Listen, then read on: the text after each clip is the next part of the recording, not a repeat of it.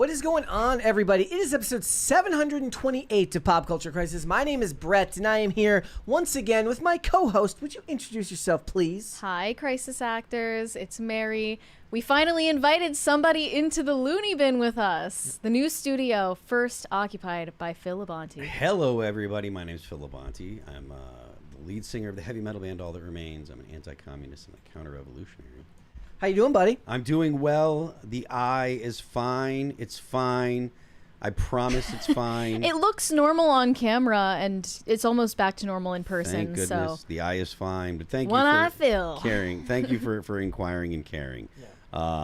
You're not in pain. No. Everything is fine. Yeah, my vision is totally normal. I just busted a blood vessel, and I don't know how. You were screaming, "Let's go," so loudly after the election. I do think that it had something to do with it. It was either the yelling "Let's go" or the smoking of cigars that might have done it. So Yeah. Okay. Yeah. I didn't know you were into cigars. I generally wasn't, and I have been so, I've misbehaved completely this past week because of all the celebrating. I had a glass of champagne, which I haven't had any booze since 2017.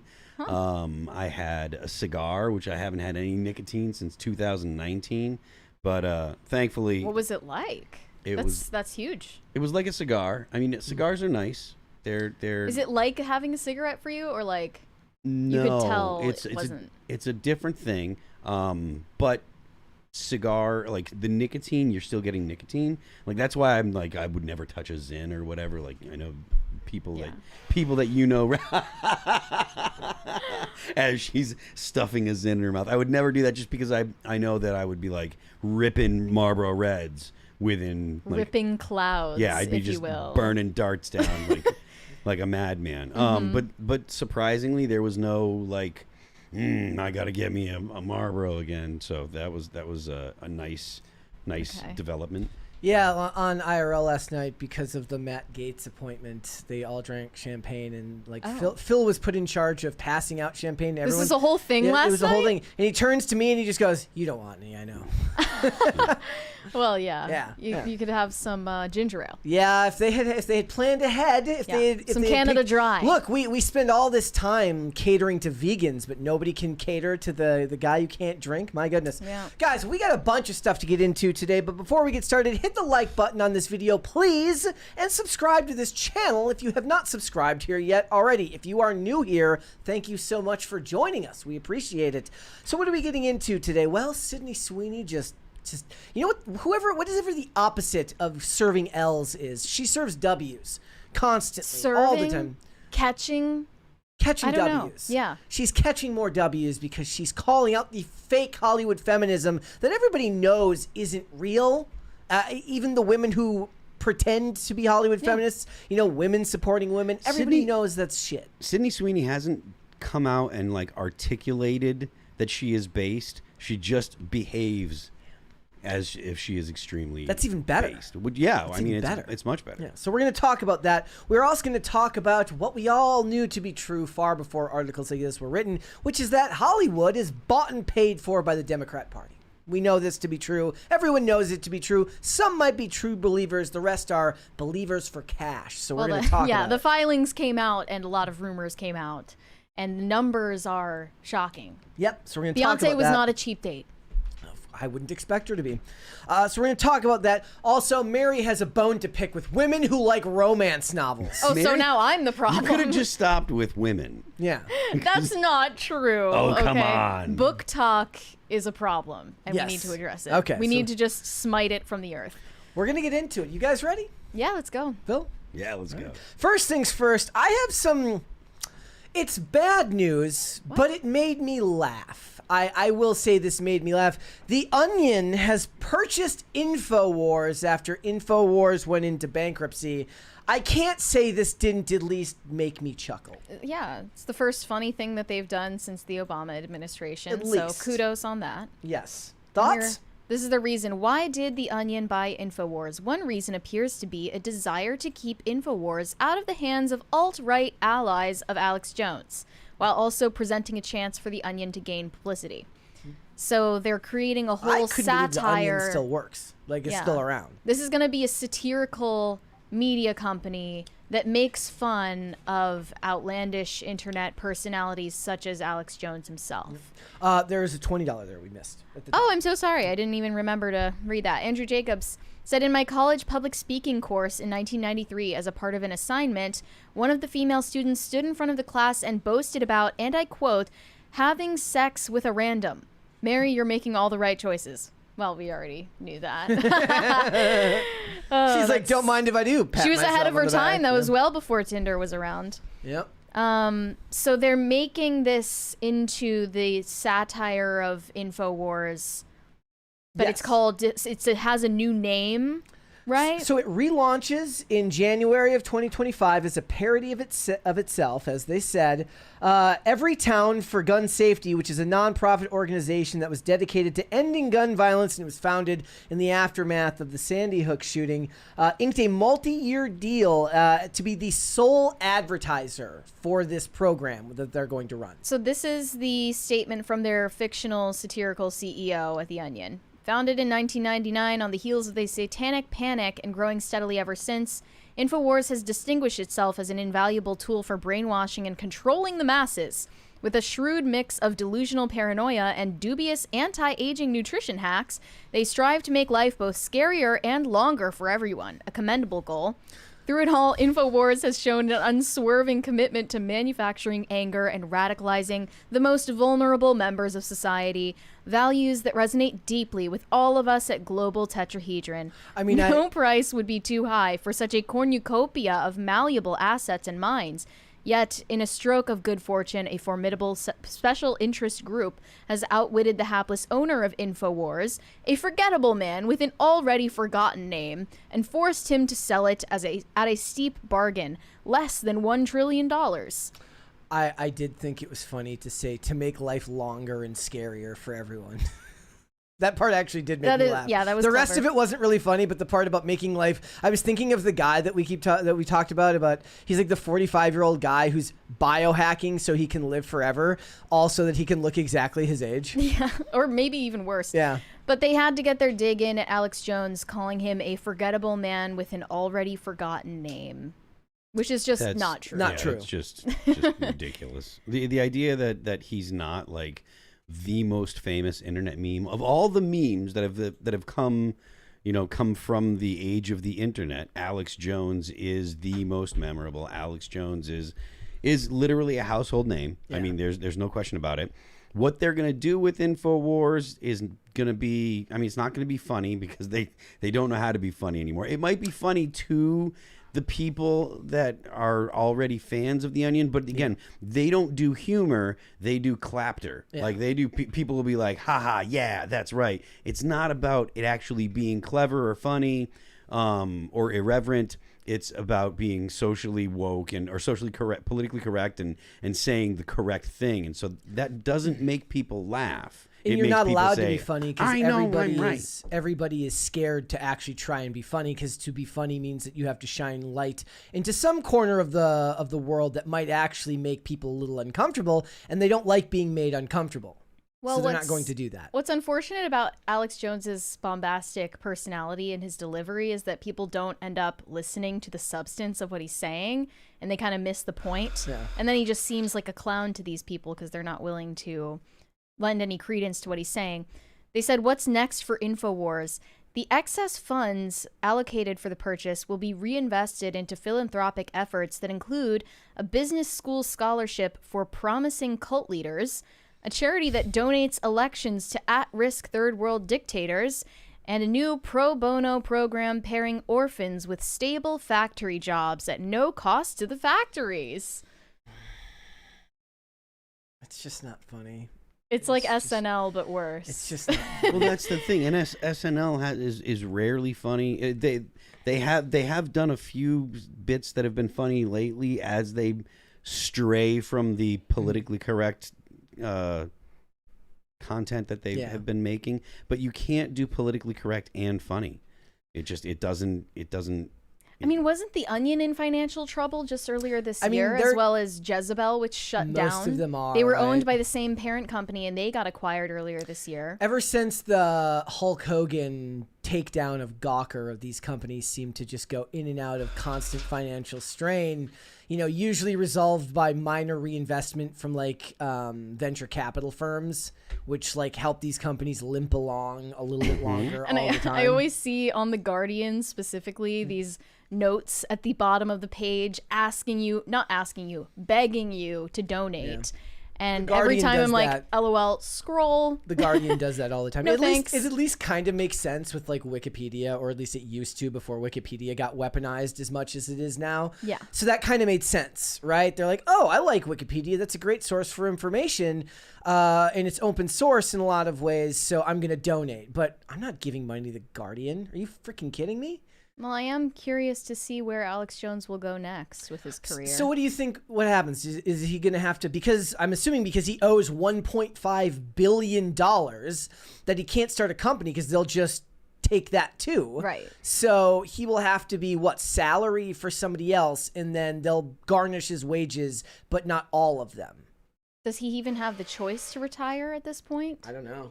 Well, I mean, I don't know how it's structured. I don't know how, if he's allowed to make a certain amount of money to pay for his, you know, daily, you know, his overhead or like just the living expenses and stuff.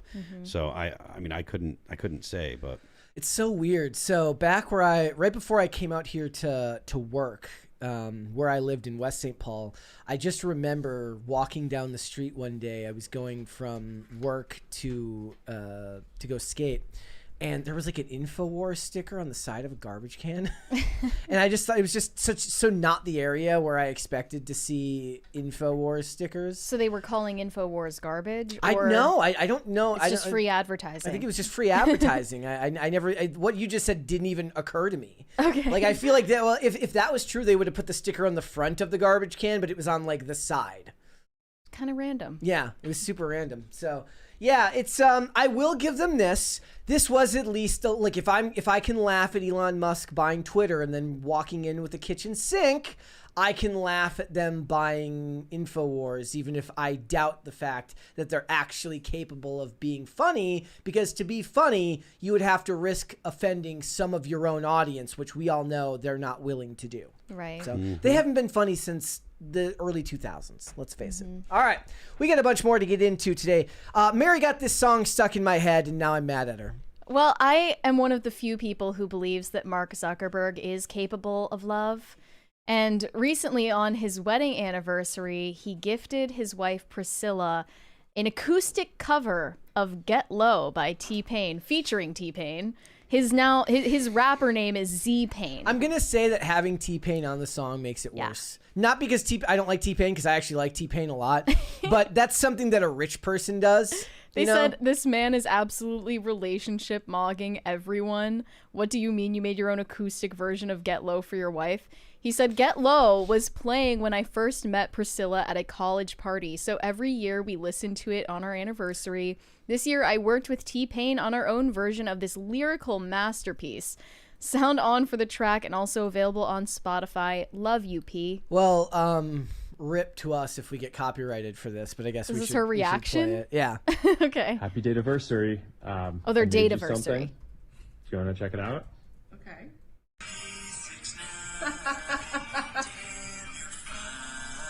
This is gonna be stuck in my head for the whole day.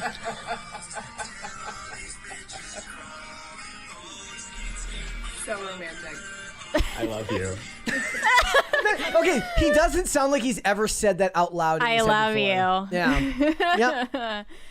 Oh, wow. Not I good. actually think that they have a real connection. Yeah. Because they got together before he was Mark Zuckerberg. You know Yeah. what I mean? I mean, I think what it is that he revealed to her that he's actually an alien. And he's had such a brought her- glow up recently. And he brought her to the alien mothership, and so they've just been together since then. Yeah. That's what I think happened. But you stick with this kind of guy because, you know, maybe when he's middle-aged, he'll have this massive glow up and become cool. I mean, I think the billions will keep you warm at night, but the glow up is nice too, I suppose. He even erected a statue of her in their garden. I mean, even that, I was like, did she really want that? Did she Maybe really want it's this? for him. It's Yeah. just for him. He's really just fulfilling his own desires. Yeah. Yeah. But I think it's cute. Good for him. Genuinely. I believe in their relationship. All right. All right. Well, there you go. Phil, do you think that Zuckerberg has turned a corner, or do you think he's just putting one on for the camera? I don't think that it's just putting it on for the camera. Okay. I think that he probably had an inclination to these opinions before. A lot of the tech bros, especially from the early 2000s, they started out as very libertarianish kind of dudes. And obviously, as you get into positions where the feds are showing up saying, hey, you have this massive asset that we want access to, it's tough to say no. It's tough to turn them down, especially if you're someone like Zuckerberg who got in started this very young. And by the time he was in his late 20s, I think is when Facebook really kind of took off, right? So I imagine he was vulnerable to this, and so as he matured, he probably realized that, it's my sense that he realized that he's done a lot of things that were damaging. I think that that the way that he behaved and censored and booted people off the platform because the feds said you need to do this, I think that probably eats at him, and he's probably trying to walk the line that is a little more towards actual liberal principles. What about his aesthetics, though? Is that all put on for the cameras? Well, I mean, look, Bezos did it. Jeff Bezos, or whatever you call him. When it's dudes called mob chic. Well, when dudes realize that they can look more masculine and they have all the money on they could possibly want.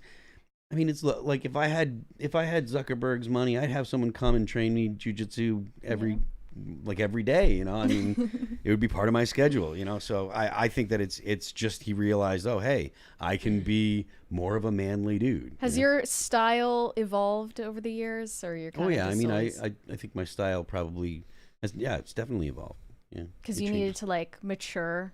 Well, I mean, to a degree, I don't look my age, but at the same time, I don't look like an old guy that's trying to look like a kid either. Oh yeah. You wouldn't want that. No. So I don't wear the most cutting edge styles. I try to keep things in style with keep the clothes that I wear in style, but I don't want them to look like I want to make sure the stuff that I wear is closer to timeless than to cutting edge fashion. Zuckerberg, on the other hand, is kind of dressing like Bryce Hall. I don't know who Bryce Hall that's is. his newest influence. He's trying to embody the Zoomer aesthetic. I mean, look, I wear larger shirts now than I did a couple years ago, but part of the reason for that is because I carry a gun. It makes it easier to hide the gun and concealed and stuff. So, but I mean, I don't wear. I wore skinny jeans that were, fairly skinny, but I never really wore the super skin tight ones, cutting off circulation type skinny jean. And now they're a little more filled out as jeans get bigger, and their jeans are probably going to get a lot bigger in the next couple of years, I imagine. Oh, I hoped that was going to go away. I thought it was. I was hoping we were on the downside of that. Women are on the barrel leg. It's so funny because I'm still watching Roswell and looking at all the guys wearing the Old Navy carpenter jeans. How long ago did that happen? 2000. The show's from 2000. Yeah. So, okay, that's what I think is coming back. Okay. I think that's kind of already back. People were talking about Jenkos, and you see people in in bands wearing those kind trip pants. Yeah, back. I get. They've been. You know what that means, guys? Ska's back. But any minute now. They've been back, but they haven't filtered to normal people. The baggy jeans in the late 90s and early 2000s. Everybody wore baggier jeans than they wear now. Yeah. The jeans that people wear now, the normal cut jeans, are much more slim than they were in the 2000s. If you go look at the clothes that I wore in 1998, 1999, they were considerably baggier, and they weren't considered particularly baggy. They were just loose cut, Whereas I wore the extremely baggy ones, which I can never do because I'm 5'5", so I just look a huge ball of fabric when I wear baggy anything. I never got into the Jenkos or anything. We got a 20 from Weary Traveler. Overcome era of Phil was peak style. Well, what does thank that you very mean? much. What was your style like back then? I mean, I very much did my own thing, kind of I would wear I wore girls' jeans that were bell bottoms. Oh, I didn't know that. Yeah, and I didn't. I wore. I didn't wear sneakers. I used to wear like dress shoes all the time With the bell bottoms. With the bell bottoms. Yeah, The women's bell I bottoms. definitely had Okay. you. I mean, they're jeans. They didn't particularly look like girls' jeans, but they were. Yeah. Because that was the only place I could find the cut that I liked. I've you just know? been patiently waiting for low rise to come back. Everyone keeps talking about it, and I then I want- go out and everyone's wearing the high waist. I want low rise to come back so badly. At least for women. Like I don't give a shit what dudes wear, but like for women, I cannot stand mom jeans. I hate the super high waist. It's exhausting. All right, we got more stuff to get into Yeah. today. So, guys, Whoopi Goldberg, Hollywood multimillionaire and political partisan, says that she can't retire. She has to keep working. In a desperate bid to seem relatable and not tragically out of touch, Whoopi Goldberg says she actually can't afford to retire. She's broke, and she has to Did she stay on The say View. broke? No, she didn't say broke, but she definitely waxed poetic about how she gets the struggle of the working man. It's literally, hello there, fellow normal people. This is on a recent episode of The View. She said, "If I had all the money in the world, I would not be here, okay? So I'm a working person, you know? I appreciate that people are having a hard time. Me too. I work for a living." She said, "My kid has to feed her family. My great-granddaughter has to be fed by her family. I know it's hard out here." So, net worth of 60 mil. I mean, even if we're to assume that that's not accurate, even if you have that number, you're better off than 99.9999999999999% of the world. At the very least, her salary is between $5 and $6 million a year. A year, yeah. Since like a decade ago. Yeah, and so that doesn't include like any residuals that she gets from movies that she used to be Everyone in, knows which, Sister Act is still getting residuals. you know, I mean, they're look, anytime that show is put on like any of the cable channels, you know, to fill time or whatever, you know, I imagine that she's got some amount of. Didn't she write books and stuff too? Like I have no doubt in my mind that she wrote books as well. But Yeah, this so- is the tragic flaw of Hollywood, is they don't take any moment for introspection or to ask the question, is this the right thing to throw at the American people? The thing I find more sad than this is that there was an unemployed person or a housewife at home somewhere who watched this and thought, wow, she's just like me. So she elaborated saying, "We talk to people all the time who say, this is what's bothering me. But the thing that's bothering everybody should not be the thing that puts 85% of other people in danger." I think that's what we're saying. Her comments come after grocers got angry at the ghost store after she called them pigs over the rising costs of food, saying the folks that own the groceries are pigs. I think the grocery stores operate on like razor thin margins. something they always like have. 2%, 3%, and then because they're a big company, they have like billions of dollars in profits, but that's still like, you know, It's one or two- leveraged against growth and Yeah. against departments. Yeah. And I so, highly but doubt- because it has a big number attached to it, like the left always freaks out. Oh, they make so much money because the left is so incredibly stupid. This is a little bit of a different topic, but all the people that have been talking about how Elon Musk might become the world's first trillionaire. It's as if they think that he's got a bunch of cash. It's like the man every single Starlink satellite that is flying in space is owned by Starlink. Yeah. That means it's his property. That means part of the total money value that he is in the Starlink network. It's in all of the rockets that are continuously flying, that are continuously being launched. Like the idea that like every single Tesla that has not been sold to a consumer is owned by Elon Musk because he owns Tesla, and they don't do the whole like the normal dealer thing. All of their dealerships are actually run by Tesla. Yeah. So like the idea that it's like so ridiculous or so bad that Elon Musk is a trillionaire or becomes a trillionaire, it's like he owns this property. I would prefer he actually does just go out there and make a video of him jumping into a huge thing of gold like Scrooge McDuck. She said, your pocketbook is bad, not because the Bidens did anything, not because the economy is bad. Your grocery bills are what they are because the folks that own the groceries are pigs. So this sounds like the take that would come from someone who doesn't know what a gallon of milk costs. Yes. And also thinks that groceries just appear on shelves out of nowhere. They just manifest there. It's a fundamental difference between how people who are left-leaning and people who are right-leaning view economics. That's not even to take into account how a celebrity thinks of economics, right? So what I was saying last night was your average everyday celebrity who is a champagne socialist, a limousine liberal, whatever you want to call them, what they love to do is they love to, with their millions of dollars of security in their bank account, advocate for policies to you or I that will then shorten our bank account while not acknowledging the hypocrisy of that move. We have a 20 from Jose Quintana. Hi, Empress Overlord and Counter-Revolutionary. My personal style as I came of age was monochromatic. Dark green shirts, ties, and pants. This was during my high school days. NYC in the 80s. Long live PCC. Yes. Only dark green. That's a commitment right there. Yep. I only wear black, so I get it. Yep.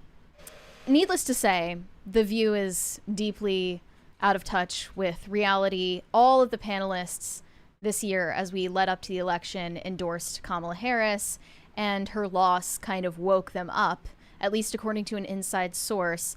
The View is facing pressure from higher ups.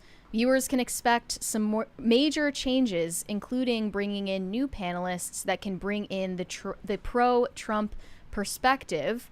Everyone on The View endorsed Kamala Harris. They lost. They are out of touch with America. For a show about different perspectives, The View doesn't seem to have any when it comes to Trump, and ABC bosses don't want to alienate the pro-Trump demographic.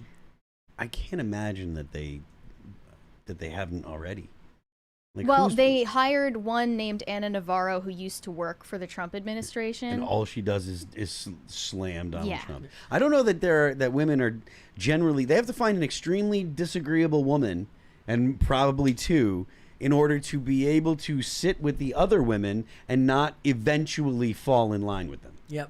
But that's not really something that women do. So you're right. They would need to be very atypical. And I have an idea of who those two women would be. Candace Owens and Megyn Kelly. According to a rumor, actually it's satire. It's satire. This was disproven, guys. We love fake news, but this is not us advocating for this. This was not. I mean, if only this were a real news headline. Megyn Kelly and Candace Owens sign somewhere between $400 million and $700 million deal with CBS for a morning show that would compete with The View. The second I saw this, I said, there's no way that is real. I said, if that was real, if CBS gave Candace Owens $400 million, that would be a bigger sign of cultural shift than Donald Trump winning the presidency. No one's giving Candace Owens that. Candace Owens is not going to be in any position like that. And it's likely because of her takes on Israel, because they're not just, her takes on Israel aren't just critical of Israel. They definitely like dip into the like weirdo conspiracy stuff. So, like they're just not going to put that on mainstream television. Yeah, exactly. It's just not gonna, but here's the other problem is if you have a Kamala Harris supporter or a Biden supporter on with Tim or with any of these right-leaning podcasters, they're going to go in there in good faith and talk to you about these issues and have a good conversation. You're not allowed to do that going the other way. Thank you. They're not going to operate in good faith. They're eating the dogs, they're eating the cats, eat the cat, eat the cat. They're eating the dogs, they're eating the cats, eat the cat. Correct. That is incredibly loud. Yes, without the headphones on. Oh yeah. Oh yeah, you don't have the headphones on. Yeah, sorry about that. The headphones are pretty loud too, so, and I didn't want to interrupt, so. Yeah. So, like, they're just not going to operate in good faith. Every time they have CNN or MSNBC have on somebody who's considered a conservative commentator, that person is just there to lash themselves. That's what Anna Navarro ended up doing, and now she's just like the rest of them. She at first it was, I'm here so you can beat me up. And then it turned into, oh, I agree with you. Meghan McCain also was on The View for a considerable period of time. Yeah. And even she's not like that far right. I mean, She she's is McCain. extremely anti-Trump. And Yeah. the thing is, it's not enough to get someone that's quote unquote on the right that's like a never Trump person, because those people are indistinguishable from Democrats. They need to get someone that actually has contrarian views. You know what I mean? Like they need to be views that are different to the people that are on The View, and the person has to have enough of a spine to stand up and say, no, you're wrong. It's also funny because for most of them, I just don't buy that they're going to make a lot of money doing that anyways nowadays. Like if you're a strong enough political commentator, especially if you're going to rise to that level, they can make it on their own. Yeah. Like they can work for themselves and make more money. Yeah, and you're not going to be, you're going to go into a place where you're not welcome. You're going to be beaten up all the time. You're going to be, they're not going to be friendly. And also the people that you're going to be around, they've made it clear, and I've said this on our IRL multiple times, they don't like Trump supporters. Yeah. Right? Like they look at people that are Trump supporters that don't pull the Democrat line. They look at them as beneath them. They're like they're a lower class. They actually hate them. You can go on X right now and it won't take you very long before someone is saying something totally derogatory based only on personal opinion about all Trump supporters. It's been going on for the better part of a decade, or probably longer than a decade, 15 years. First, it was Barack Obama saying they're clinging to their gods and their God and their guns. Then Hillary Clinton called everyone deplorables. Then Joe Biden said that MAGA Republicans are a threat to the very soul of the nation. Then Joe Biden said the Donald Trump supporters are garbage. And this is just from the top echelon. Barack Obama repeated the very fine people hoax. This is just the top echelon. All of the senators and people in Congress and all of the surrogates all the way down the line, they have all just completely and totally treated conservatives and MAGA Republicans and people that don't fall in line with the Democrat line, they treat them like garbage. Democrats are the ones that do the cancel culture. Yeah. They're the ones that if you say something wrong, they'll start calling you a Nazi immediately. So the idea that you could go into a place like The View and be treated like an actual person is a big ask. It's a real big ask. 20 from The Last of My Kind. To all the women who wear high-waist jeans/skirts, Stop. That subtle front bump is a man's favorite part. It's called a uterus, and try as the left might, even in 2024, men still love women with uterus. This has been my TED Talk, LOL. I'm with Jeff Martinez in the chat who says Matt Walsh on The View would be hilarious. Yes, it would. It would be absolutely hilarious. Well, The View is a show for women, and I don't know if they even want to see debates. That's why it's funny. They don't want to see debates on that show. They want to all agree with each other. Yeah. Yep. All right. What would you guys like to see? Cringe or cute of the day? Phil, you decide. Cute of the day. No, go with cringe first. Cringe first? Okay. All right. This, should I give a preface? Give a preface here. This is a video of women doing a voiceover for all of the voice notes that men leave on Hinge. I don't know if you knew this, but this is a feature on Hinge where men can, anyone on the app can give a voiceover for some of their answers to the prompts, and it's really cringy. Here we go. My crazy crackpipe dream is that I want to be on the show Survivor, because I 100% think I would easily win. Bro, I feel like people eat sushi just for the aesthetic. I don't think no one actually likes sushi. According to Spotify, my top song is Linger by the Cranberries. So, yeah, that should tell you everything you need to know. If I get your anime recommendations, that's a turn on for me. A quick rant about how you should get your money up and not your funny up. Doesn't take anything too seriously. It's down to just relax, vibe, and enjoy the simple things that we can. I would like someone who is similar to me, but also different in some aspects, so I can find and love to grow those things about that person. And kind of how dare these dudes be sincere? In a sense.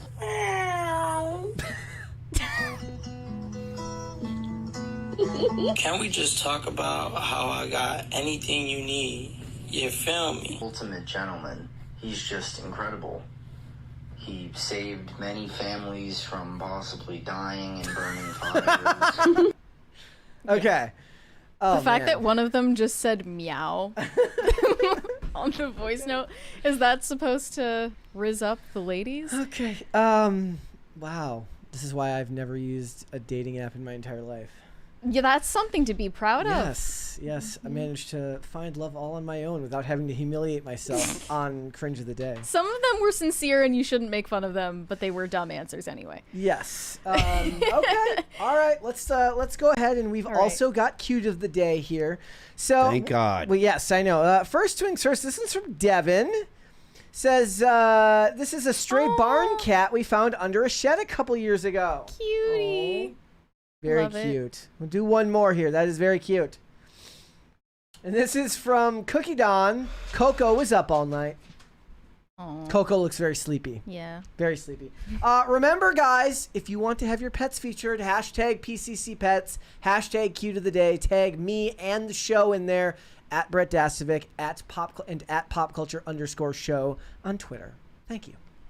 Earlier this year, a veteran Hollywood producer named Carol Baum made scathing comments about Sydney Sweeney, and later on she said she regretted these comments and she apologized, but now Sydney Sweeney has her chance to respond. Here's what she initially said. Carol Baum said, "There's an actress who everybody loves right now, Sydney Sweeney. I don't get Sydney Sweeney. I was watching on the plane Sydney Sweeney's movie because I wanted to watch it. This is Anyone But You, the rom-com she did with Glenn Powell. It was actually bad. I wanted to know who she is and why everybody's talking about her. And I watched this unwatchable movie. Sorry to anyone who loves this movie. This romantic comedy where they hate each other." And she said, "Explain this girl to me. She's not pretty. She can't act. Why is she so hot?" And her students, she said, nobody had an answer.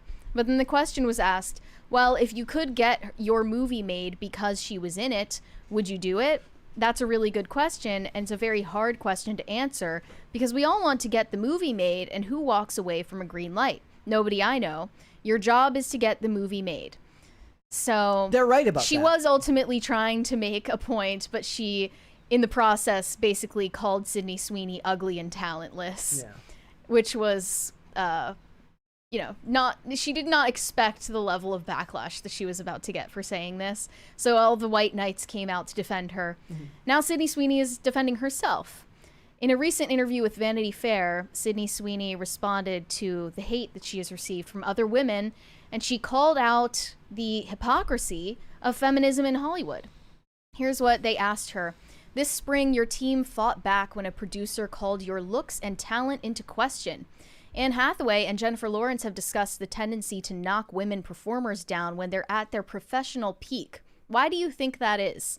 Sydney Sweeney said, "It's very disheartening to see women tear other women down, especially when women who are successful in other avenues of their industry see younger talent working really hard, hoping to achieve whatever dreams they may have, and then trying to bash and discredit any work that they've done.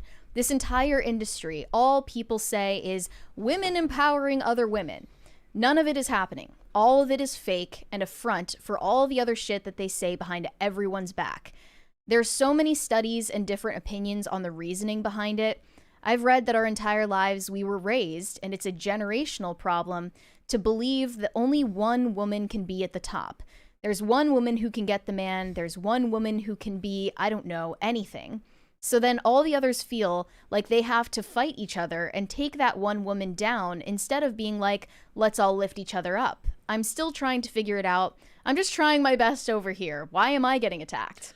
It's funny because the problem is they're ignoring the fact that it's a female problem, meaning that men don't pretend as if men should just go around and empower other men. That's not a thing. Everyone knows it's not a thing, especially in Hollywood, which is one of the most hyper-capitalist industries there is. It is one of the most do-or-die businesses, meaning like if you make a movie and it's bad, you may never work again. Certainly there's some people that will, fail upwards, but in general, not everybody gets the luck of that, right? Like if you make one bad project, sometimes you'll be imminently unhireable again. But the problem is that women continue to push this lie. And now social media advocates for this as well. There's like Instagram tags for or stickers for like women empowering women. And it's a facade. It's a facade that's designed for praise on the internet that plays to women's worst qualities, which is to be one way in front of your face and another way behind your back. But in Hollywood, that's just business. Everyone's like that. We have a 20 from V-Wit. I don't get Sydney Sweeney. I wish I could. Not saying I would try, though. Okay. That's another way of saying it, yeah. I think that they will find a way to blame men for this. Oh, yeah. The first response in the Twitter post about this says, what's new? Women upholding the patriarchy when it suits them. It's like, so even when you're fighting amongst yourselves, it's our fault? Yeah, exactly. What is this shit? Even when women are tearing other women down, it is men's fault at the end of the day. That's just the rules of feminism. Yeah. And I think that it also goes beyond just Hollywood. This is also... This is not just a Hollywood problem. No. This goes into every branch of a Fortune 500 company and things like this. But this is also why Hollywood can't make good movies about women anymore either. Because they have to ignore their essential nature. I was very adamant about the fact that the original Mean Girls was good because it was honest about the nature of female-on-female conflict. Correct. And the reason why the reboot sucked is that they basically flipped that narrative on its head and showed, here's why men are actually the problem. Yeah. Like, men cause all strife between women. When we can't just be honest, like, any woman's lived experience tells her otherwise. Yeah. And it just doesn't ring true. At the end of the day, if they have to go into the movie making process and the choices, who is the lady we talked about the one time who kept talking about wanting to work with females but never worked with any female directors? Do you remember? Jamie Lee Curtis said, "Oh, I would love to work with Martin Scorsese if he ever worked with any women." That's not what I'm thinking of. That's funny though, because he just did Killers of the Flower Moon like last year or 2 years ago. Maybe he just doesn't want to work with you. Yeah, but there's plenty of actresses that understand that it's a business and that feminism can't really play a role in it because they have to make their money. But that's why they always say that they want power on the producing side of it so that they can make the movies that they want to make. On its face, that's a great idea if they were willing to make movies about women's essential nature, about the things that make women different from men, but they're not willing to do that. They want to make stories about activism because that's more inherent to women in Hollywood than men. That was kind of the problem with the Barbie movie. Like, we're just going to show Barbie Land. Every woman in Barbie Land lives in harmony. And the only reason why it was disrupted is because the Kens decided to cause strife and competition between the Barbies. Yeah. And it was very cynical about even the possibility of men and women living in harmony. Yeah. Or having relationships. That was kind of the dark side to that movie, even though it looked very fun on the outside. It was Nicole Kidman who said she wanted to do a movie with Martin Scorsese, not Jamie Lee Curtis. Not Jamie Lee Curtis. Yeah. I just think that Sydney Sweeney doesn't realize competition is... And maybe she will realize this as time goes on. Competition, especially in an industry like hers, is unavoidable, and it's good. In a way, it is a zero-sum game. It is. It's hierarchy of needs. You worry about yourself and your family first, then everything else.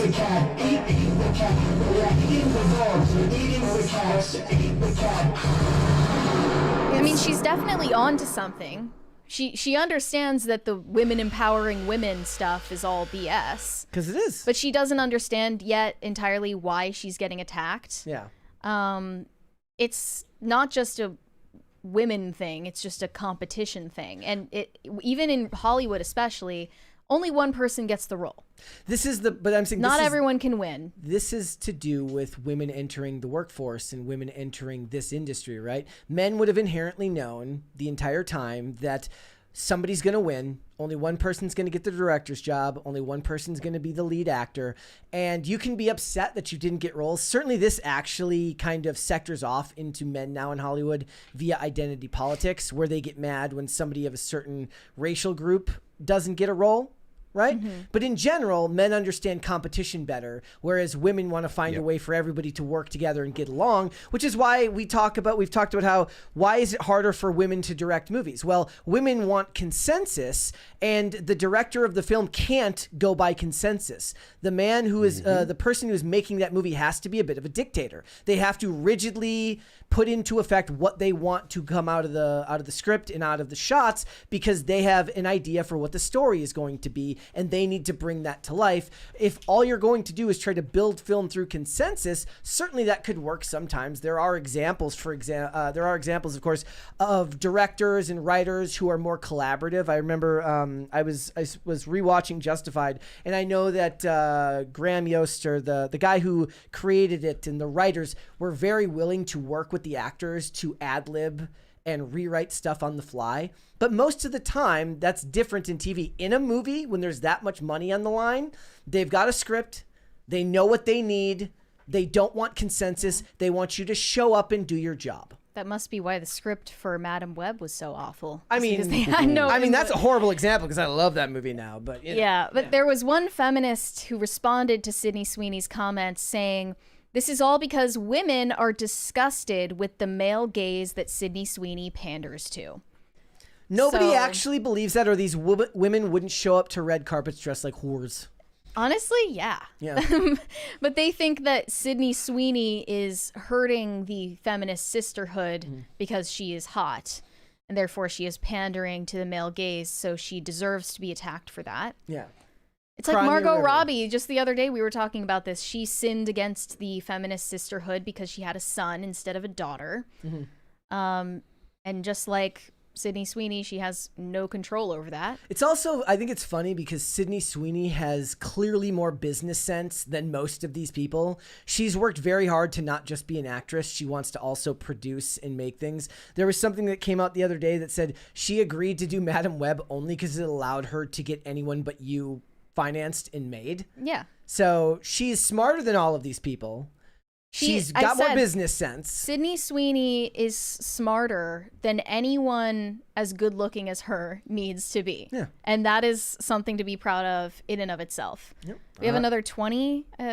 Was this just now? Rico Cantrell. Rico Cantrell said, "Here's a twin and another vote for low rise. Let's go." Yeah. Seems like we're all on the same page on this. I don't know how high-rise jeans became a thing, or why. Well, it's the same reason why I said, you know why what are now called what are they? They're not called belly shirts anymore. They're called crop tops. It's a flex to wear them now because everybody's fat. So you can wear low-rise jeans now as a flex to show off that you're not fat. But fat people wear crop tops too. They just have belly sticking They shouldn't, out. though. Of course they shouldn't. Fat people should wear muumuus. But what they should do is not be fat. That's what they should That's the do. constructive criticism. Let's go super chats. Shane H. Wilder said, "Happy Thrashing Thursday, Brett, Mary, and Phil. Is it me, or is Phil being the first guest the most appropriate first new studio guest?" Of course. I mean, am I a guest or am I just a regular? You're a regular. Yeah. Regular guest. Regular guest host. I don't even know what the logical order is in IRL.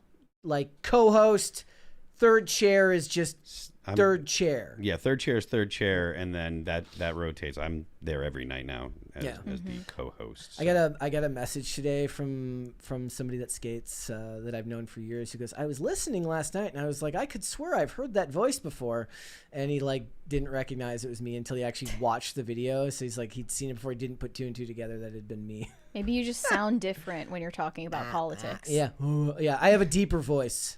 It's more commanding, trust me. Yeah. Deep South EDC said InfoWars shut down, but they can't stop Alex. I agree. There's nothing that can stop that man. Taylor Swift should have run as a third party, said hello. Hi. I mean, I saw somewhere that Sabrina Carpenter did more to register voters or get people to check voter registration websites than Taylor Swift. I don't know if that's true. They could be lying, but I think that might just be the type of story that's planted to make her seem like a bigger deal than she is now, because they're trying to erase her profile. She is going to eclipse Taylor Swift. Think so? In the coming years. She's what, 10 years younger than her? I think so. About? She's like 25. Sabrina Carpenter? You haven't heard of her? She's gonna eclipse Taylor Swift? Yeah. Okay. Someday. Are you offended? I'm not offended. Have you heard of her though? I've heard the name, but I don't know. Oh, I'm surprised that you haven't seen more about her. I know, you pay attention to the music industry, but yeah, she's gonna. Right, I'm she familiar opened with for the person. Eras tour for a long time, and now she's on her own tour. And she was a former Disney kid. Oh, okay. She has a much different persona from Taylor Swift. Far more sluttier. Slutty. She definitely looks like an adult actress. Yeah. Some of her lyrics are pretty vulgar as well, but she definitely has more of an appeal to the female gaze, I guess. Taylor Swift is like, some people think she's very, very pretty. She's not. I don't think she's unattractive, but I don't think that the thing that sells Taylor Swift is her looks. Yeah. You know, Definitely. Like it's the story. She's the most relatable billionaire you'll ever see. She's a very good. I stick by this. She's a great songwriter, and that's the real thing. She's not even the best singer. Mm-hmm. Like, she's a good singer. She can do. She does her job well. But the thing that really. The reason why she's such a phenomenal act is because she's a great songwriter. Right. It's the mythology that her fans get invested in about her life and the stories behind all of the songs. They're one stage over from QAnon. Yeah. All of those fans are one stage over from QAnon. Also, I will be vindicated on this if I'm not already. It's just, I find it ironic that Taylor Swift has bigger tits than Sabrina Carpenter, but spiritually, Sabrina Carpenter has bigger tits. Sabrina Carpenter, like I said, she looks like, if you said this is an OnlyFans girl, I'd be like, okay, that makes sense. Yeah, her whole thing is like wearing lingerie on stage. Shane H. Wilder said, Phil, we all know that you never admit what really happened to your eye. You just say you should see the other guy. Well, I guess we'll never know the true backstory. You definitely never admit to any kind of assault. Weary Traveler said, I went to an LDS college for 2 years, 2015 to 2017, and one of the positives was we didn't have women speaking about having sex with randos publicly. Well, but privately, that's a whole different story. I do love those videos of interviews with people from Brigham Young. The Brigham Young Virginity Club, R.I.P. It no longer exists. It's Love defunct now. Let's do one more. Shane H. Wilder said, today we are all Alex Jones. We're standing in solidarity. All right, let's talk about how Hollywood is bought and paid for. The Kamala Harris campaign has slowed to a stop. It is dead, and now we're doing an autopsy. And we're finding out all of the price tags for celebrity endorsements. Some of these numbers were actually quite shocking. They blew through $1 billion, and a significant portion of that was just allocated to getting celebrities to not only endorse Kamala, post about her, but also perform at her rallies. So some of these numbers are confirmed by the FEC filings. Others are just rumored. But this says event production was a staple spending area of the Harris campaign, which notably hosted a star-studded lineup of musicians from Lady Gaga to Katy Perry for their Election Eve rally. The campaign paid more than $15 million, according to filings, to companies for such services. $1 million of that went to Oprah Winfrey's production company in October, and she was one of the top celebrity allies of her campaign.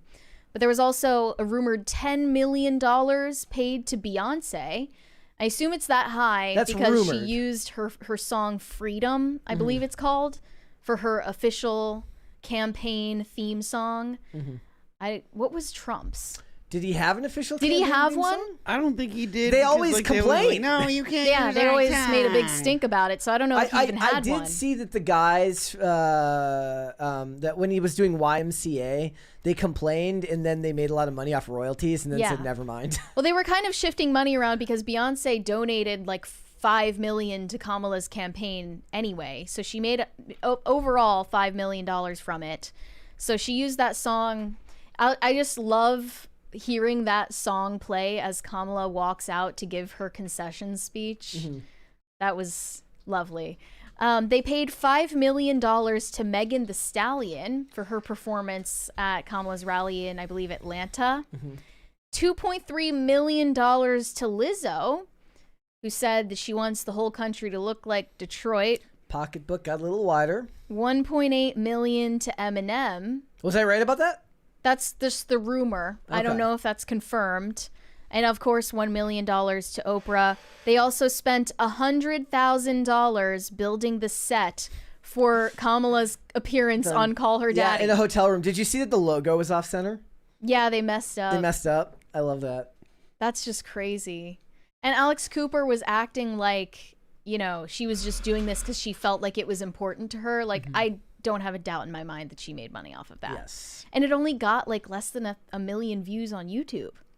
At the end of the day, no one even cared. It's crazy to me that the average person still doesn't understand that these look, this is actually one of the problems with this time of year. So 360 days out of the year, or let's put it by half and say every 4 years. Every 3 years and 6 months, you can figure out who the really political people are because they won't shut up about it all the time. You know, nobody believes for a second that they have to pay Mark Ruffalo to say who he's going to support because they know Mark Ruffalo is going to do it anyways. Him, Chris Evans, Rob Reiner, all of these people are going to tell you who they're going to vote for and who you should vote for no matter what. But once you get into election season, I wouldn't even say 3 years and 6 months, 3 years in, and you got a year leading up to the election, you got to start wondering why some of these people are suddenly coming out of the woodwork and say, are they doing this because they believe in their heart that this is the right thing to do and it's the right thing for you, their audience, to do? Or is it because somebody opened the pocketbook and said, here's $1 million, say to your fans to vote for me? Because that is ridiculously disingenuous, if so. Well, you believed that some of these price tags were pretty low. Yes. Oh, yeah. I mean, for certain artists who are still, like, if we're talking about an actor, right, or a musician, and your goal here is to find the widest audience possible, it just doesn't seem like $1 million is worth having your audience or cutting out a significant portion of it to me. It just doesn't. 1.8 million going to Eminem. He's worth like $1 gazillion. Like, it just doesn't seem worthwhile. It just doesn't seem worth it to me. But I also do believe that he believes what he's saying. That's an awfully hot coffee pot. You don't live down that line unless you believe what you're saying. Trump, probably not. Yeah. Yeah, I think he's a true believer, and like paying Oprah $1 million is like she lost that money walking home. Like that fell out of her wallet somewhere. But she can't afford to retire. No, that's Whoopi. I know. Oprah's different. I know. I'm just kidding. I think Oprah's a billionaire. So like, what's $1 million to Oprah? Yeah, and I think that they just massively overestimated the amount of influence that these celebrities have over the general public now. Yeah. And we've all come to the consensus that we just want to see them perform and, you know, do their little dance. Yeah. We don't care what they think about geopolitics. Yeah. I felt like that was a realization we should have had earlier, but well, I have a question finally for you. we're kind of getting there. Then I have a question for the both of you. Like, what is worse to you? The annoyingness of a Chris Evans or a Mark Ruffalo who won't shut up about it year round, but at least they're true to who they are, or the ones who just come out 6 months before the election and do it, and you don't know for sure whether they actually believe it or whether it was worth a paycheck. I actually believe I have a little bit more respect for Mark Ruffalo just doing it because he's weird and stupid and doesn't understand how normal people think, but it's what he actually believes. I have more respect for that than Lizzo coming out, you know, waddling out there and saying, like, I want everywhere to be like Detroit. Yeah. I mean, at for least money. One of them at least shows that they really believe what they're saying. Yeah, exactly. I don't know, though. I guess that falls back on the idea of whether you're the type of person that can separate art from artists. Like, I can watch a Mark Ruffalo movie and be like, that was a good movie. He's just really, really stupid.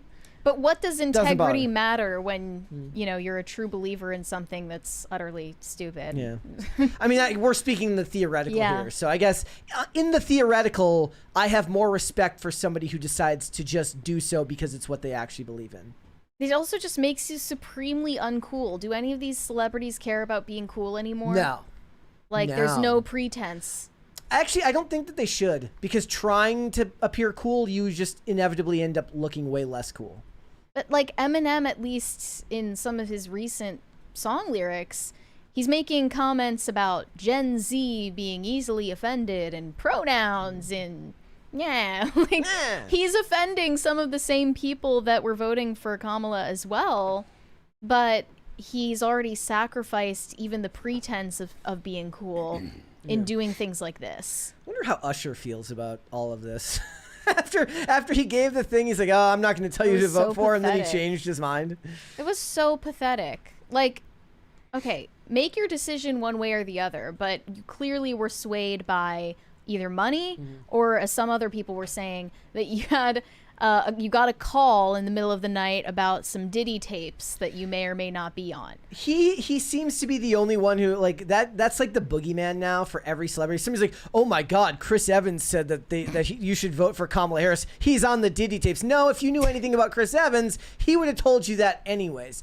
Usher's one of the few where you're like, he might actually be on the Diddy tapes. It's also sad that they paid $10 million to Beyonce and she didn't even perform. She didn't even sing at the rally. Just came out for like 2 minutes and gave some nonsense statement that was written for her. The fact that they're paying celebrities and the amounts of money that they're paying these celebrities, I'm a little on the flabbergasted side, because it's I can't believe that the Democrats thought that celebrity endorsements like this would move the needle enough. I mean, it did, though.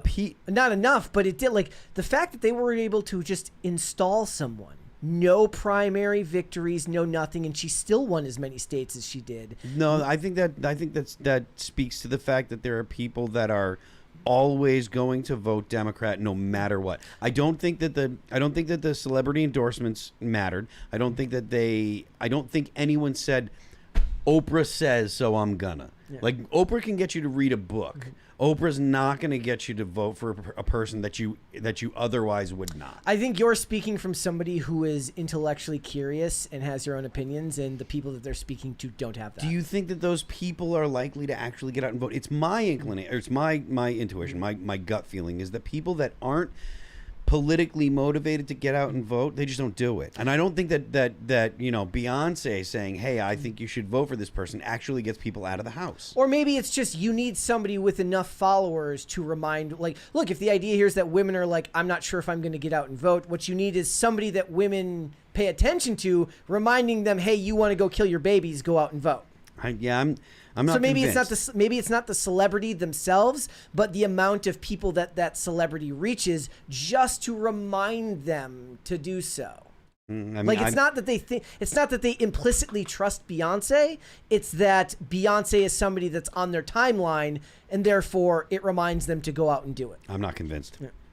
So they should have known better, basically, is what you're saying. Wait, what do you mean they should have known better? The Democrats should have known that this wasn't going to win them the election. I feel like in 2016 they kind of did the same thing.Maybe, but I mean, I think people like James Carville did.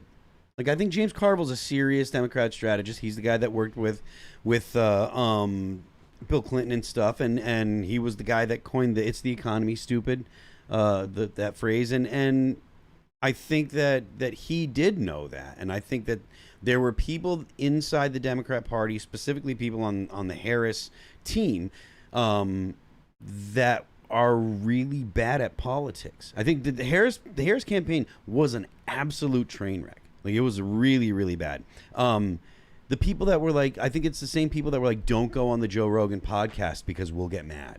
Mm-hmm. Like, that was, if I understand correctly, that was the her thing. Staffers. Like, her staffers said, don't go on the Joe Rogan podcast. And now that actually does, like, it's a good thing that she didn't, and it's a good thing that she didn't get elected, because the last thing you want is a president that listens to their staffers, that they can't do something for fear of being, upsetting your staffers. You want a president that's going to say, I don't care what you say.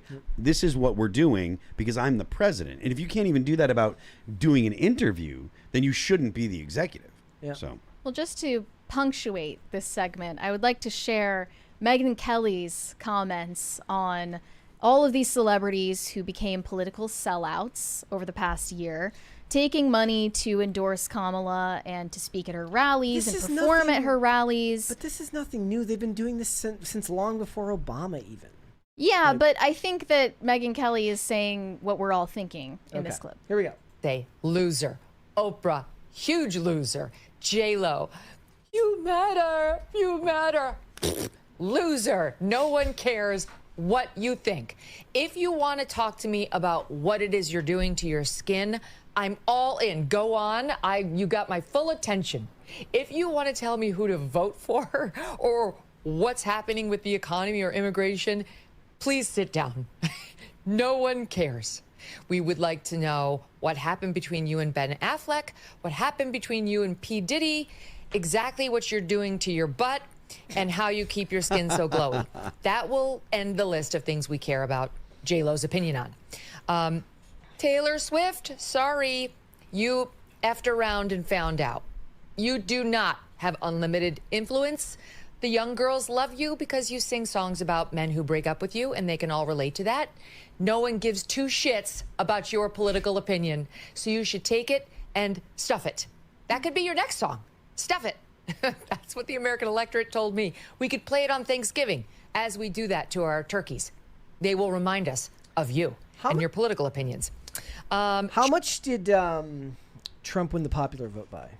About 4,000 or 5,000, I think. 4,000 or 5,000? Okay. So my point is, all I'm saying is, like, maybe without all of these endorsements, she just would have won the popular vote, right? Maybe it moved the needle, just not enough.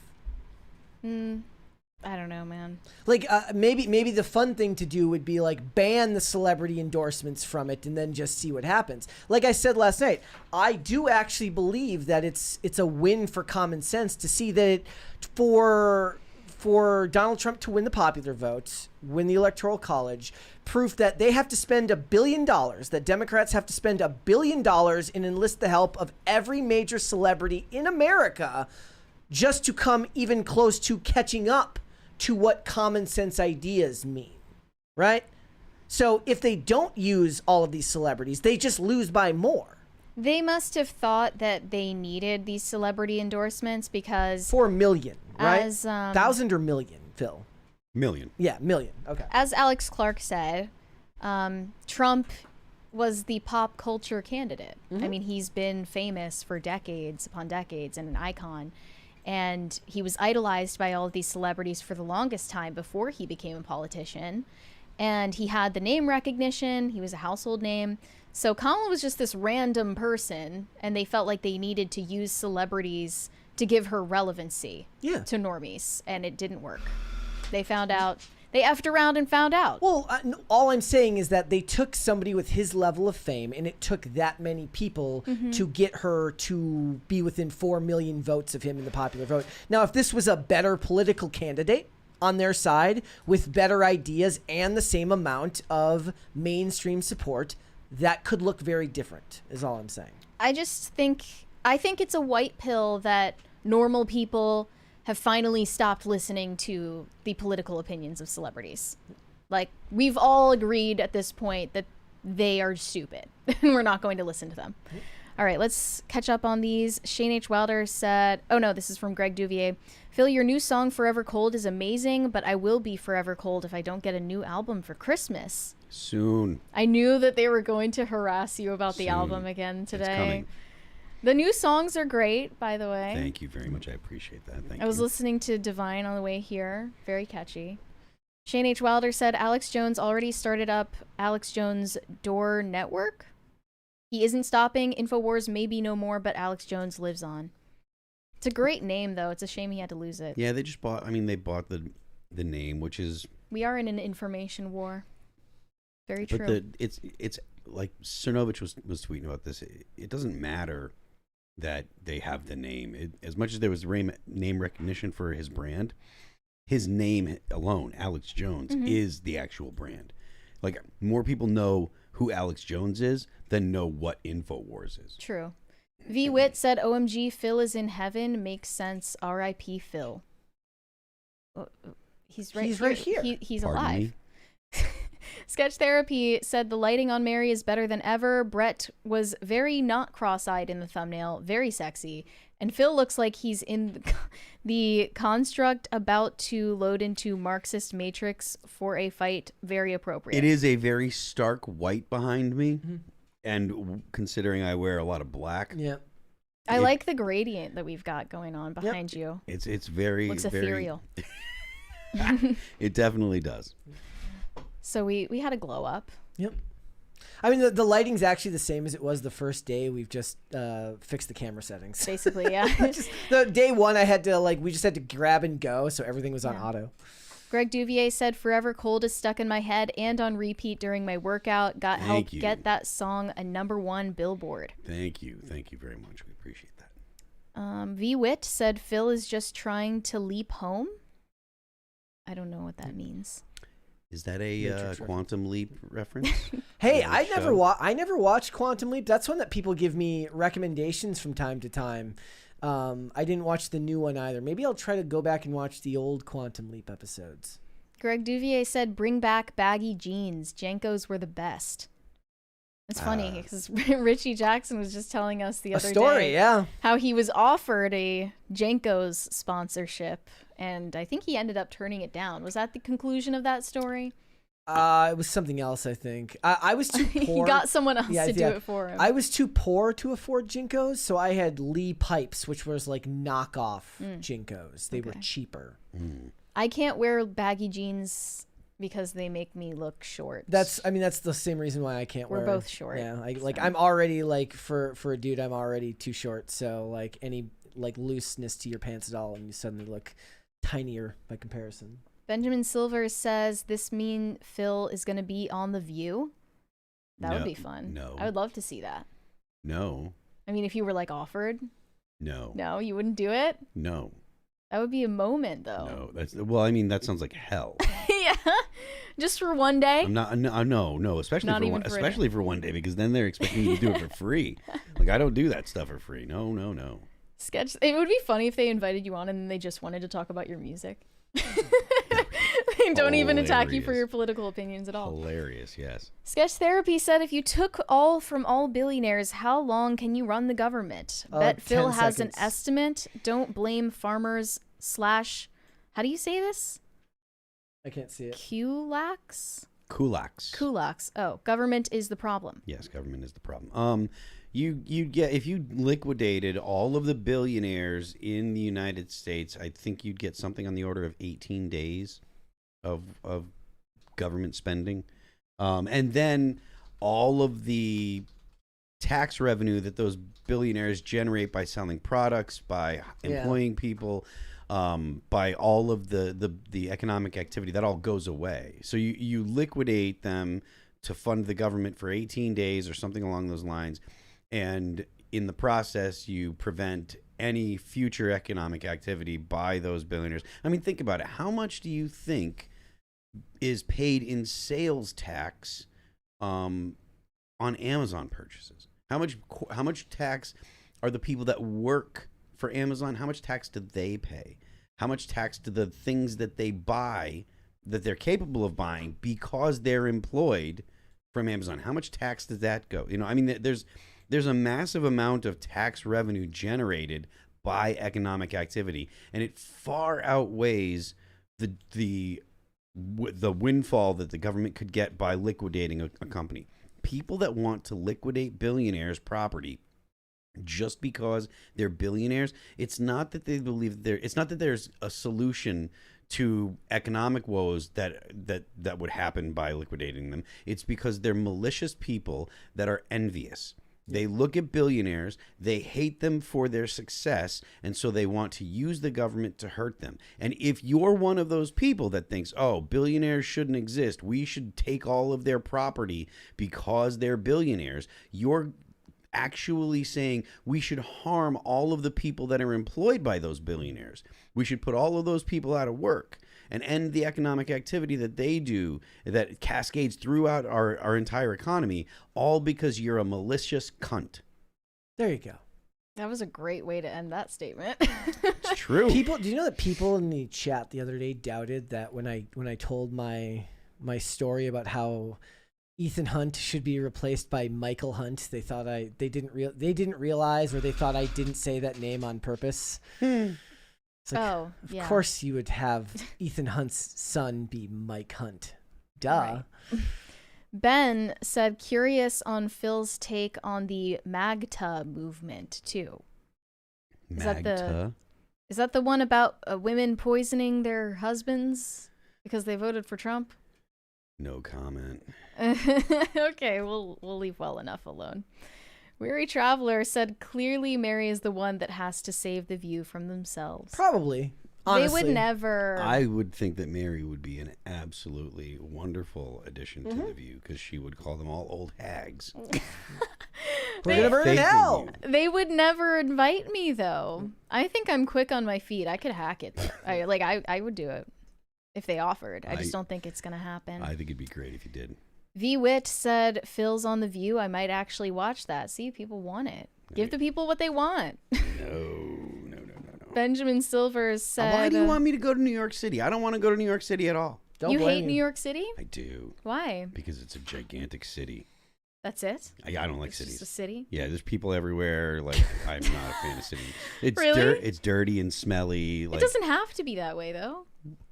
What if it were clean and orderly? That would take a lot of work, and there's nobody in Rudy New York Giuliani isn't going to be around much longer. Yeah, like it's a dirty, disgusting. Like, it's gross. It's dirty. It's nasty. There's homeless people and criminals everywhere, and it's dangerous nowadays. I mean, there are parts of New York that are okay, but like, I don't want to go to New York unless I don't want the tour that we did a tour a couple of years ago where we were headlining, and we intentionally didn't play the city because there's nothing good about going into the city. We played a couple places outside the city, but going into New York City, no, there's no way. Let's do one more. Wow, I'm actually very pro city. New York City or just all cities? Yeah. I mean, cities in general. I don't think that we should flee cities. I think that a lot of people talk about we have to flee and take refuge in homesteads in the middle of nowhere, and that's fine if you want to do that, but not everyone should do that. Well, no, I mean, I don't think that everyone should, but for me, I've never lived in a city or been a city guy. Like, I grew up in the suburbs, and suburbs are elite. Suburbs are great. Yes, and so then I moved to, now I live, even now, I live in technically the suburbs. Martinsburg isn't a very large town. Yeah. And my place in New Hampshire that's the Fortress of Solitude off in the woods. So do the one more. Benjamin Silvers said, be the first man on the View and pro-Trump. Let's effing go. Do it, Phil. No. He says no. It's been a resounding yes from the audience, though. All right, Mary. Okay, let's get into it. Book talk and its consequences have been a disaster for the human race. Recently, I saw a TikTok of two women talking about the romance novels that they read, and I've realized over time this is becoming an issue. Women are reading romance novels that are called romance novels, but in reality, it's just the most depraved, disgusting, sick, mentally ill shit you've ever seen in your life. And this is just sold on shelves at Barnes & Noble. I can't believe that this is something you can buy without an ID, actually. So let's take a look at that TikTok and hear some of their examples. Here we go, guys. Here we go. I heard she fucks the priest on the altar in this one. That's sick. Oh my god, I need this one. She fucks her uncle and both of his kids. Didn't you read that on Kindle Unlimited already? Yeah, but I need a physical copy. There's nodding in this one, like with dogs. That's disgusting. I know. Who would read that? Okay, that was kind of funny. In this one, he's giving her back shots while drowning her in shark-infested waters. Why do you look so excited about that? I'm not.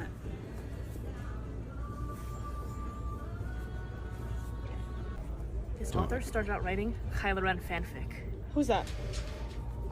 You just don't get it. Maria, I mean, we read the Kylo Ren. Disavow all of this. Yes. I have to read this. Isn't that like 21 books of alien smut? Yeah, so? Think we should get into manga? I don't know, pick one and see what it's about. Dick Fight Island? Okay. So, why is it that... What are they doing now? They're just, like, checking out smut books in Barnes & Noble? Yeah. I mean, that looked like a troll. Yeah, well, to they were, you know, joking about it, but essentially Yeah. the punchline is, you know, we say that we're into reading, but really we just read porn. That's the joke. Look at them. Look at those women. Yeah. That's the punchline. Yeah. Yeah. So, I mean, this is serious dating advice to men out there. Just if a woman says that she's into reading, like that's one of her hobbies, just make extra sure that she is not a porn addict, because that seems to be the trend now. Women will say that they're into reading, that they're a bookworm, and really that just means they're gooners. Like, visual porn is not the only kind of porn. Yeah. Men are visual, women are literary in this sense. But guess what? The feminists found this tweet and they found a way to blame the patriarchy for it. The reason why women are interested in things like this is not because they're porn addicts, it's because of men. But women have always loved books like this. This is nothing new. Maybe I wouldn't say always. I definitely wouldn't say always. I bet you if you look back, it's pretty common to love this type. Maybe not. There to the would be extent... books at Barnes and Noble about having sex with dogs. Well, when do you think it started? I don't think so. When do you think it started? I don't think so. I'm not saying that erotica novels are some kind of new invention from the 2020s. Obviously not. But women in the 2000s were reading like Twilight. Like that is obviously much different. 50 Shades of Grey was considered pretty risque for its time. 50 Shades of Grey, yeah, it was considered risque for its time, and now look at where we are. It's also the most famous or the most popular like woman's novel ever, right? Wasn't it like the Is biggest? it? It was like It huge. actually, 50 Shades of Grey, some people don't know this, but 50 Shades of Grey was written originally as Twilight fan fiction. And yeah, and they adapted it with different character names, and that's how it ended up being so popular. I just always... So really, this is Women just... want to get dommed. This is just smut that's being sold as literature. So here were some of the takes that I saw, because a lot of women saw this and found it very disheartening. One said, the rise in romance novels that are casually about the brutalization of women is actually terrifying. Sorry. Don't say sorry. You're right. Another one said, the majority of women's romance books is just gooning material of the most perverted stuff ever. And this is basically the female gooning epidemic that no one is talking about, because it's obviously disturbing. I'm picturing one of the women finishing this book, closes the lid, then goes, the cover goes on Twitter and goes, men only want one thing, and it's disgusting. Yeah, one person said, back in the day, smut novels at least had a shirtless dude on the cover, and they were forced to read them in private. But now you can read the most depraved R-word and bestiality smut in public, and it's sold at Barnes and Noble. That's crazy. I remember there was, well, I think they were always sold at Barnes and Noble, but there's just they're saying the content has gotten worse. I remember there was like a scene in the show Rizzoli and Isles where there's like they have like a they have like a nun who's working at the precinct to help victims of violent crimes, and she's stodgy and she's rude and only wants to talk about the rules. And there's a scene where they go in and she's like supposed to be reading like the Bible. It's like the cover of the Bible, and it falls off and it says "On the Wings of Desire," and it's just basically this. It's just erotica.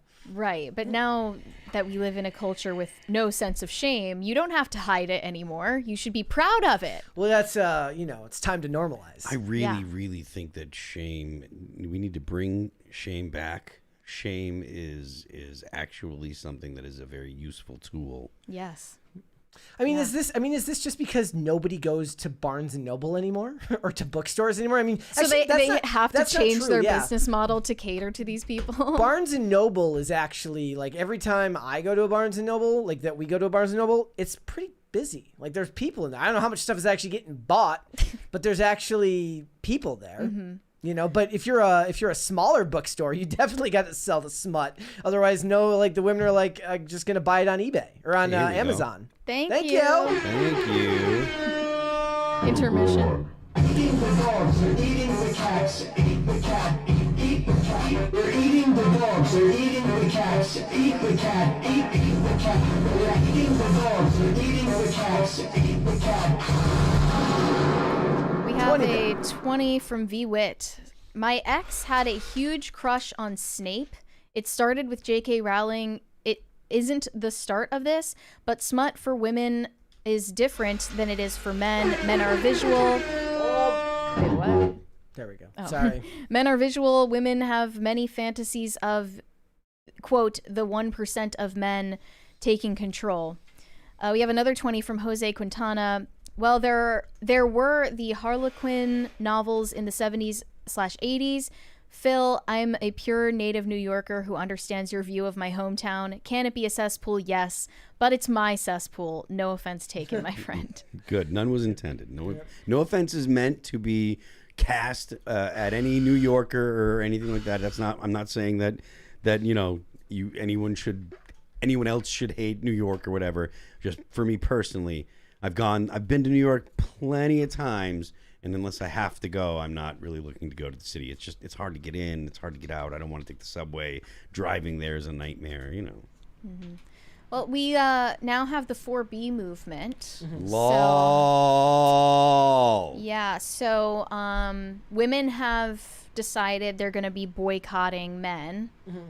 Yeah. Well, they don't need men. They've got these books. They're going to be, well, they're at least going to be boycotting hooking up with men and having relationships with men and having children with men in favor of reading smut from Barnes & Noble. So they're kept warm at night by all of their books. I actually find the funniest part to be that they go to Barnes & Noble to buy it, that they don't buy it online, that they just you know, like it's funny. Like I saw someone post, I'm autistic and I got my job at a sex shop so that people wouldn't make small talk with me. The reason I said that is because people at a sex shop feel a little bit ashamed of what they're buying and why they're there. So I feel like part of the reason why women go to Barnes & Noble is there's a phenomenon that I have found. There's a lot of women that are kind of have a little bit of exhibitionist inclination. They like to have sex in public places where they could get caught. And I think that they like to buy the books at Barnes & Noble. I think that ties into it. Maybe I'll get busted buying the smut. Ugh, they're trying to involve all of these poor employees. John from their local church is going to be in the Barnes & Noble too and be like, oh, Helen, what are you reading? Oh my goodness. I didn't Bestiality, know you were... Helen, I didn't know. I wasn't aware of your game. I didn't know you were such a bookworm. Yes. Ugh, and these poor women, they look like they're not getting much attention from men anyway, so I guess they have to fantasize about it. I just, it doesn't shock me. The only thing that upsets me is that they shamed the men for watching the porn, but then they don't shame themselves. If they shamed themselves too, I'd be fine with it. Well, the women in question, I think the feminist consensus is still sex positive. Okay. So I don't think they shame men for watching porn. They, I think what's ironic about it is that these women they're so precious about their independence and, you know, I'm a strong woman and I don't need no man and I don't want any man to act like he's in charge of me. Meanwhile, they're pouring all of those suppressed feelings into pornography that depicts scenarios far to the extreme opposite end. And it's like stuff about them literally like getting murdered. Like that turns them on because they've eroticized their own self-hatred. Honestly, it's like that's kind of the dark side to this, even though they seem to think it's really funny. Do you think that they see this as superior to what men like? I'm guessing these women don't, right? If it's sex positive, they don't see it as any different than what men are Yeah, they're in. like, oh, why are you grossed out by all of my smut books? They probably would see it as superior because they would think of the porn industry for its exploitation of actual women, whereas theoretically in the book world is nobody getting exploited. Yeah, which is, you know, not a bad point, I guess. I'm against all of it personally, but it's because a lot of these people are using pornography in whatever form it is, whether it's a book or a video, to avoid actual intimacy, and it's a retreat away from that. Or really it's a cope for the fact that you've already lost interest in it. Yeah. And it's just sad that like men and women are at such odds, but then like women are a true love story where she's reaching for the smut book, he's reaching for the manga, and their hands touch briefly. It's a moment in time, and they fall in love at Barnes and Noble. What's really sad about it, not to get like too deep, I'll stop myself in a second, is that the entire project of feminism has been to put women at war with their own innate vulnerability. Yep. And even if we can't overcome our vulnerability just through our mindset change, we're gonna have to come up with like some kind of biotech to remove vulnerability from female nature. Yeah. So that would be birth control, artificial wombs, whatever it may be. And as women are in this state of enmity with their own natures, they're pouring all of those suppressed feelings into depraved fantasies like this, and they're seeking it out because it's the only outlet they have. Yeah. And I do think they should be ashamed of what they're doing and not joking about it on TikTok, but it actually makes sense to me in a weird way that this is happening. It makes sense to me that this trend is happening because it's so stigmatized for them to believe that like they want a man who is a leader or who is dominant or who is just masculine in general. So if that's stigmatized beyond all comprehension, this is, I guess, the outlet to find some sort of fantasy version of that. Yeah. Would you agree? Or is that too far-fetched? No, am I reading into it too logically, much? I mean, it logically follows to me. I think there's a lot of steps down the line that get you to that, right? They would have said that back in when the 50 Shades of Grey movies came out that this was already going that way, right? Because we were already into the destruction of what masculine men looked like in popular culture by that time, and you are now only allowed to fantasize about something like that if it's through something that's self-destructive rather than something that's inherently positive, like a relationship where the male takes the lead, he works, you stay at home with the kids, he provides and you provide, you know, for the kids and stuff like that. I don't know if I buy that it's that simple, but it certainly follows logically. Well, this isn't even to mention the problem with this. It's basically making people uncultured and functionally illiterate. How like so? You could spend your time so much better reading an actual book. And I just saw this other TikTok. This girl said in her caption, can someone write a story about a black woman and a white woman that fall in love in the 1930s or 40s in secret until someone finds out, and the white woman is Jewish and gets sent to a concentration camp, and the black woman gets sent to a conversion camp and experiences racism? Then in the end, they survive and find each other again, and the whole story is written in first person, but as if they're writing a letter to each other, but they never get sent. That is the most, like, fully thought out bit of modern day muck I've ever heard. Like just read Jane Austen. That's identity politics as liberal porn. It's so sad. Like literally just read Jane Austen novels. You'd be so much better off. And they're even trying to ruin that now, but we won't get into that. Let's finish up these super chats.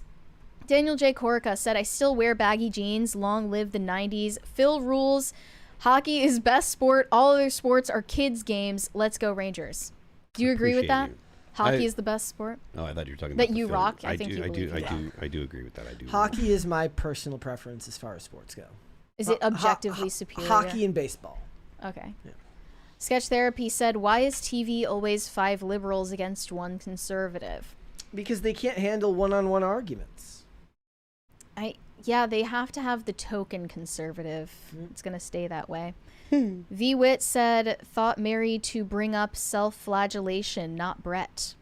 I think we both bring that up. In what context? I don't know what context. The that's conservative on the View would just be there to self-flagellate. That's their job. Benjamin Silver said second one is correct. Sushi is dog poop. Not true. Sushi is great. Amen. Go off, King. No. Sushi is actually good, and I'm not lying. Shane H. Wilder said, no, Brett, you found love in spite of humiliating yourself on PCC every day. Kidding, Brett. I'm kidding. You do an excellent job every day. ... Wow. I will turn this podcast around right now and go home. Don't test me. If you turn the podcast right around, does it mean we have to start over? Yes. Okay. No, we just play it in reverse. Yeah. So you can hear all of the secret satanic messages. Just so you know, I have to be at IRL tonight. Yep. So. Holly Movie Star said, I see Phil as Pop Culture Crisis's media analyst. Oh, really? Yeah. All right, then. That sounds way too impressive.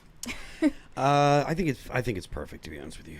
The Manic Mustache said, late as usual, but apropos to White Girl Winter, is chowder soup? When does soup become stew?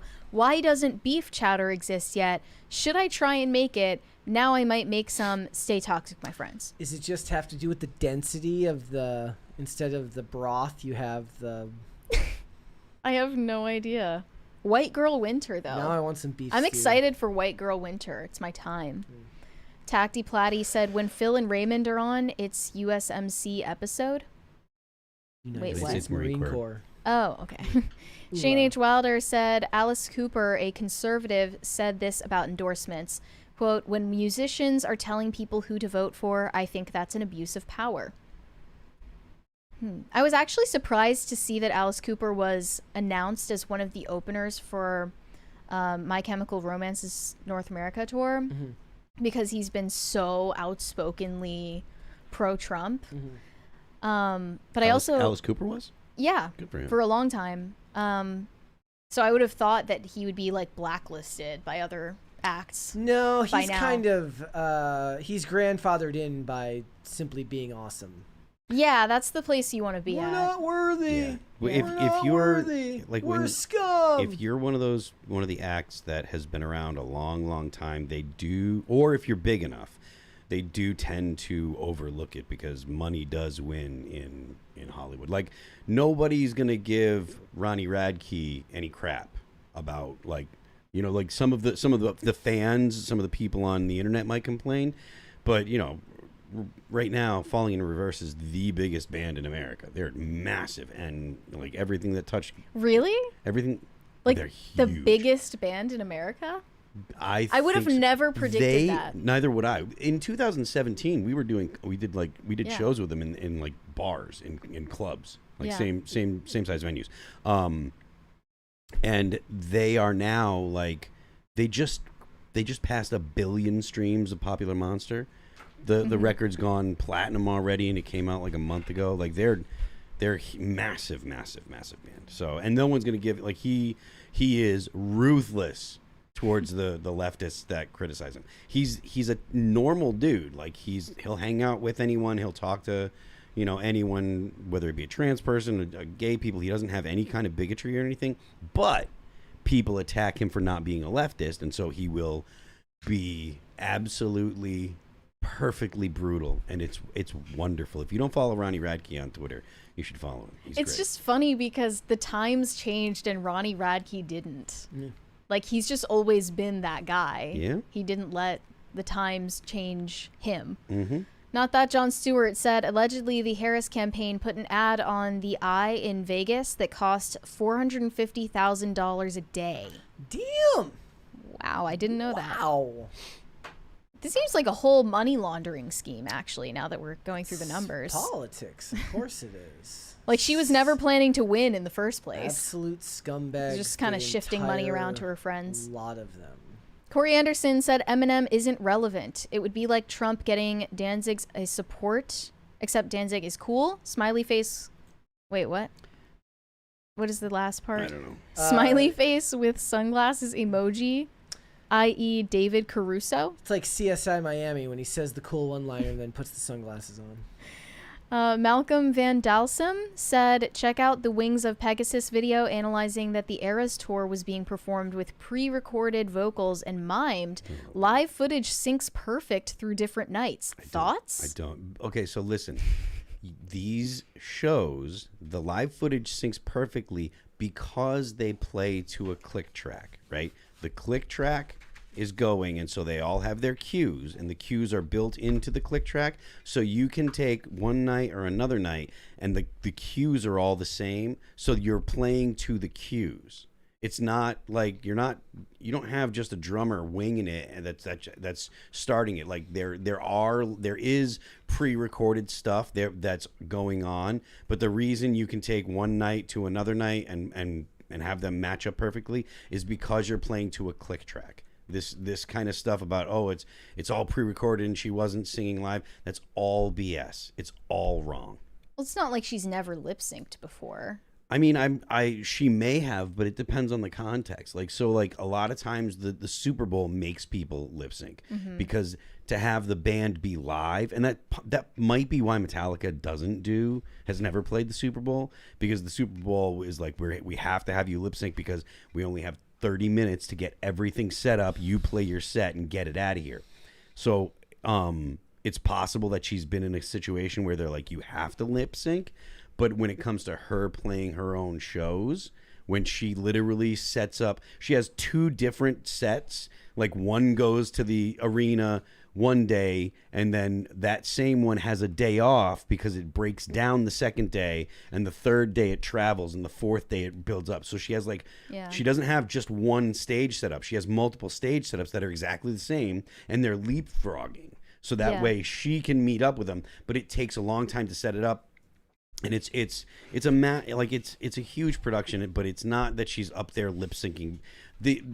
What people are saying when they say lip syncing is also she actually can't do that. It's saying, oh, they just record it in the studio, and this is what people think is what I'm saying. You can't really do that. You have to lip sync, so you just record it in the studio, and then they just play back the tape live, and that's not what's happening. Still means you can hit the notes if you did it in a studio anyway. I don't think it's like lying. No, it is your voice. And the thing is, like, I've heard that she does her rehearsals, literally gets on a treadmill and sings the songs on the treadmill. So like that's like, I mean, I do a bunch of cardio. Like I did a ton of cardio and stuff getting ready for the tour that we just did. Like, you know, I was like, I was prepping for a month doing cardio and stuff before I got with the band. Right, I was just doing cardio, making sure that my cardio was there before I went into the room with the band. You know, and our sets were only 30 minutes. You know, so like I was prepping for a month before we started. She's doing like 4 hours. Yeah, it's I mean, insane. So people want to degrade the ability of people like Taylor Swift or any artist that they don't like. Yep. As soon as you're like, oh, I don't like that person, so it's they're lip syncing, they can't do it, they don't really do it live, blah blah blah. That happens all the time, and people that are talking about how professional musicians perform, they're always wrong. There hasn't been, like, I don't think there's been anyone that does like a full lip sync thing like that, like that I can think of that's top tier A level, like at least in the past 20 years. I think the last time what would be considered a top tier A level person was doing that kind of lip syncing was like Milli Vanilli. Like as soon as word got out that Milli Vanilli wasn't real and stuff, that all that stuff stopped. For instance, the guys like Five Finger Death Punch doesn't do any backing tracks because of the backlash that comes. Artists care about that kind of stuff. So when they put all the effort and time into like being able to perform, and then people are just like, oh, you know, they're just playing the tracks and blah blah blah. It's like artists don't want to hear that because they bust their ass to be especially top tier artists, like A-level people bust their ass. That it takes a lot of effort and a lot of work and a lot of practice and a lot of rehearsals to get like that. Like it's not the way that people think, the way that people that don't like artists think it is, because they want to do what they can to knock them down. So Pat the Plumber said Quantum Leap finale was so sad. Oh yes. Really? Like I said, I gotta check it out. This one from Ben I'm not going to read, but I if assumed. you want to, no, you can. Go off. We can move on. All right. James Kotaridis said, Phil, Victims of the New Disease is a Dark Horse top-tier metalcore record. Thank you. Please book some shows in New Hampshire. Boston set was sick. Thank you very much. Appreciate it, man. Tacti Platty said, Brett Scott, how do you say this? Bakula Yep. was also on Star Trek Enterprise. Coincidence? After finish Quantum Leap, give Star Trek Enterprise a shot. LOL. I will never watch Star Trek just because everyone tells me that I should. The more people tell me to do something, the less I want to do it. You're maybe the most spiteful person I know. He's also Chuck's dad in the show Chuck. So. We have a 20 from Sithkill. Completely random. You all hear about the U.S. nuclear submarine that got snagged by a Norwegian fishing vessel. How does that happen? I did not hear about that. This is got the first. Snagged as in this is the first time. As in, like the submarine went through its I don't know. nets and does it got caught on the net? I That's guess, what I think yeah. they're talking about. And we launch a nuke by accident. Pop Culture Junkie said, "Marry on the View as a pay-per-view event. I'd pay $20. That would be good. Yeah, I mean, we should do it. They're just not smart enough to invite me." Tacti Platty said, "Mary, give it 10 more years. Big cities will absolutely disgust you. I'm with Phil. NYC sucks, and I avoid it like the plague, even if it was clean." I've had good times in New York City, but every time I'm there, by the time the trip is over, I cannot wait to leave. Really? It's just too dense population-wise. There's too I much. like being around people. I don't. That's what distinguishes you and I. Yeah. Red Snow said, Feliz Hueves gang. Also, praise be to Space King. Well, I don't know thank what you. that means. I don't either. You probably swore. I don't know. I hope not. Shane H. Wilder said, "Thank you for waxing poetic, Phil. You've given me enough material for a new Eternal Sunshine of the Based Mind. Something to work on this weekend." Great. Corey Anderson said, "In regards to the book segment, rotund, dumpy girls should not have videos of themselves in the internet." Smiley face, saluting emoji, poop emoji. Yeah. It's mean, but it's true, and I agree with you. I say make all the videos you want, but have thick skin because you're going to get made fun of. As Most we people all don't. will. There was somebody in the chat yesterday who said Brett's shirt makes him look not fat, and I said thank you. Thank you. It's still a compliment. I'll take it. It's still a compliment. I'll take Shane H. Wilder said the women in that TikTok are the same ones Matt Gaetz wants to be offended. He's not wrong. I'm going to go be sick now. Yeah, they just look like gooners. Like the look in their eyes. You can see their coon brain. William Mabel sent us $1 without a message. Thank you. Rukov said, "Now I know why she wants me to pretend I'm her long lost uncle, JK." Yeah, I would certainly hope you're JK. He's like Inspector Nightstand to see what books are on there. Corey Anderson said, "Been watching a lot of Vera Dark and Anna That Star Wars Girl videos lately. They're awesome. Have them back on together. Mary, you should do squats. Peach emoji." Vera's great. Anna's great. You know, we haven't had. It's been a while. When was Vera on? Oh, actually, that wasn't that long ago. That was very recently, actually. That Vera was on. No, that was. They were both that on was fairly Anna, recently. right? They were both on fairly recently. Yeah, I mean, we'd love to have them back. It's just we're not really inviting guests right now, so maybe not for a while. V. Witt said Barnes and Noble should start selling Schmeck's toys. Like CVS. Like CVS. Yeah. There's just no escape from the gooners. Yep. They're everywhere. 200 Watt Studio said, "Speaking of Star Wars prawn books, did you see the book series Ewoks in Your Endor Adventures?" I remember something about people talking about this, or maybe I'm misremembering something else. But no, I did not. The stuff they were saying in that TikTok was even worse than the Manny Jacinto fan fictions that we were reading. Ben said, "For the record, not that anyone asked, but Target also sells vibrators. What the what?" What aisle do they put that in? I don't even want to know. Health and wellness? I guess. Buy the I didn't condom? know that. Buy the condoms? Is it like you go to buy the condoms and then it's right next to that? There's just too much money to be made, I guess. Corey Anderson said, "Fun fact, most incels are married. The more you know." Okay, I did not know. There's a 20 there from Jose okay. Quintana. Oh, I'd missed that one. Brett, I finally saw the Penguin finale. Amazing stuff. Let's go Rangers. Also, Mary, you would absolutely slay on The View. I support the Ghost Empress's reign. Long live PCC. You could definitely do it. The Ghost Empress. That's what I'm being called now. Fourth Crisis I back Party! Hey, there we go. It's on a delay now, so it like starts over, and I don't know how to fix it. Thank you. They're eating the cats. Eat the cat. Eat the cat. They're eating the dogs. They're eating the cats. Eat the cat. Eat the cat. They're eating the dogs. They're eating the cats. Eat the cat. Wait, it's gonna probably do the thing where it starts over again now. This happened. Have you ever noticed that this would happen like every few months? It would start over and get delayed. I think we're good. Okay, we're fine. 200 Watt Studio said prawn book. How do they say this? I can't see it. You know what? I'm just not gonna say it because I don't know what it means. Red Snow said, "Can I get a Bruce Lee what is it? Whata from the panel?" I just did. Okay, there you go. High Voltage 75 said, Brett, what's worse, seafood or Bob Dylan's music? That is a tough The only one. thing that could be worse would be forced to eat seafood while listening to Bob Dylan's music, because you'd have to choke down slop while listening to a bunch of rambly old man musings masquerading as music. Thank you for coming to my TED Talk. It's not real music. No, seafood is good, though. Bob Dylan is not. Stay mad. Gordon Shumway said, what about when Ashley Simpson got busted lip-syncing with a pre-recorded track on SNL? That was embarrassing. Yeah, she got the lyrics wrong. They started the wrong song for her. Or yeah, then she did a jig. Yeah. She just did a jig because she was panicking. I had to and then watch left. that. Mary made me watch it at one point, and I almost died of cringe on her behalf. Yeah, like I said, I mean, it's not that they haven't done it before. It's not that they haven't done it, but also, like, she was never an A-list. On like, a Monday. Yeah, she was never like some big famous A-list person. She was not. She might have been eventually.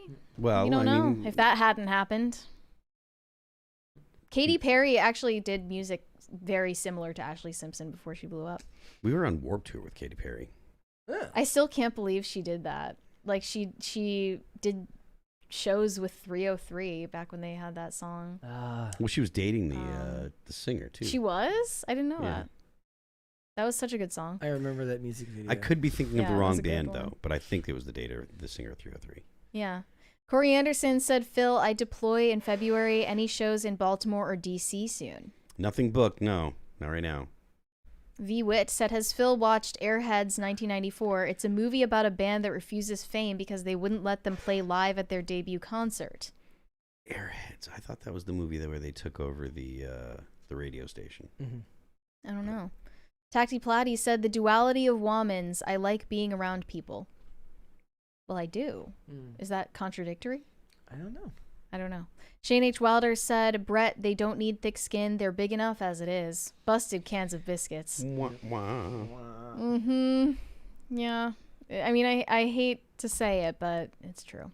Tacti Platy said, Brett, is there others trying to get you to watch Star Trek? Are others trying to get into my long-running meme to get you to watch it? Look, I get a lot of recommendations, and the Star Trek ones more than anything. It's like the longer something goes on and the more there is of something, and I'm like, oh, you want me to watch 92,000 seasons of this show? No. Just no. It's a big commitment, yeah. Not just like a regular old-fashioned no, but like a hearty no. Like, no. A full-throated no. Yes, you said it, not me. Yeah. I'm not saying that. Because that would be sussy. It would be. We're like halfway to a fifth crisis party. More than that. More than Ben said Brett tried to act way too surprised about the vibrators. I had no idea. Well, back when you worked at Target, I'm sure that wasn't the case. I don't know if they were sold... different times, more innocent times. It was so much easier back in the early 2000s. Zach Yandel said Walmart puts the adult toys with shampoo and fem pads. That makes sense to me. Red Snow said, what tastes more like chicken, the dogs or the cats? Oh, You'd have to ask Trump to ask somebody who's been eating the dogs and eating the cats. We have a 20 from Jose Quintana. Phil, NYC of my youth, early 80s, Times Square, 42nd Street. A triple feature of kung fu movies cost $150. A small theater, weed being smoked, guys jumping on the stage, play fighting. I think I was 13 or so. Damn. Yeah, that sounds like dangerous. I mean, that sounds like a vibe when you're young. We used to be a country. A proper country? Yeah. Shane H. Wilder said, tomorrow I'm going to eat sushi while listening to Blonde on Blonde just to piss Brett off. Wahahaha. You'll be seething somewhere. Yeah, I will. You'll be able to tell that he's seething somewhere. Tacty Plotty said, well, for what it's worth, I'm just memeing about Star Trek watching. Though, TBH, Strange New Worlds has good cast with lots of hot broads. Pull up the cast, Jamie. Yeah, I don't know. I don't care. I just don't care about Star Trek. And that's fine. Look, I just can't bring myself to care about Star Trek. I just can't. Gordon Shumway said, at Shane, record that and send it to Mary so she can use it for Cringe of the Day. Brett's reaction would be priceless. Let's go. My reaction to what?